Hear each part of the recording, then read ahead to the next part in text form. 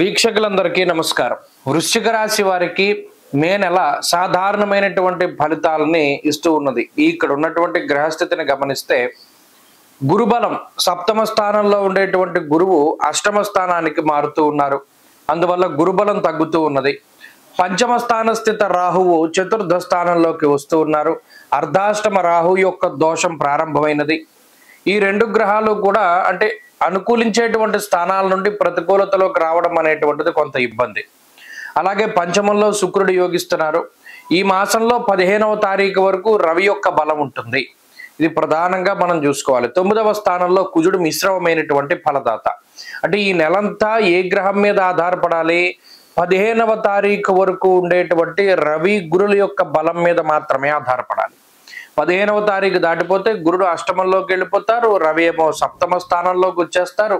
మిగతా గ్రహాలన్నీ కూడా అంటే కేవలం శుక్రుడు మాత్రమే బలీయంగా ఉంటారు. అది పెద్ద బలం కాదు.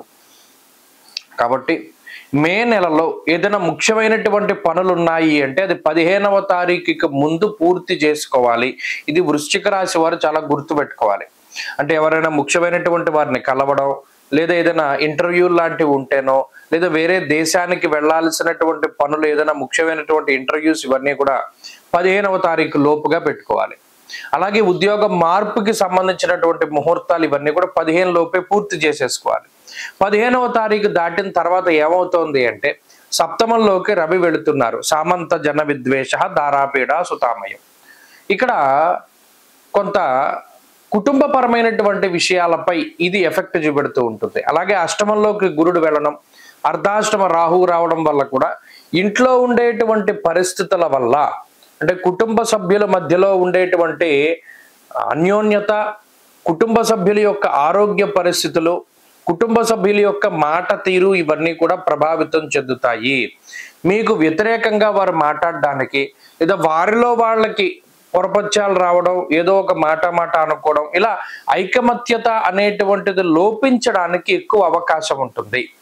కాబట్టి ఈ మానసికమైనటువంటి సమస్యల వల్ల మిగతా వాటి మీద ఏకాగ్రత కుదరదు. కాబట్టి 15వ తారీఖు లోపులోనే ప్రతిదీ కూడా మనం ముగించుకోవాలి. ఇది ఈ కాలానుగుణంగా చేయవలసినటువంటి పని. అంటే అసలు మనం జ్యోతిష్ శాస్త్రాన్ని ఎందుకు నేర్చుకోవాలి, తెలుసుకోవాలి అంటే కాలం బలీయమైనది. అది ఎప్పుడు అనుకూలంగా ఉంటుంది, ఎప్పుడు ప్రతికూలంగా ఉంటుంది, ఎప్పుడు సానుకూలమైన పవనాలు ఉన్నాయి, ఎప్పుడు వ్యతిరేకమైనటువంటి గాలి వీస్తుంది, అది తెలుసుకోవడానికి. కాబట్టి వృశ్చిక రాశి వారు బాగా గుర్తుపెట్టుకోవాల్సిన విషయం మే నెల 15 వరకు అనుకూలత ఉన్నది.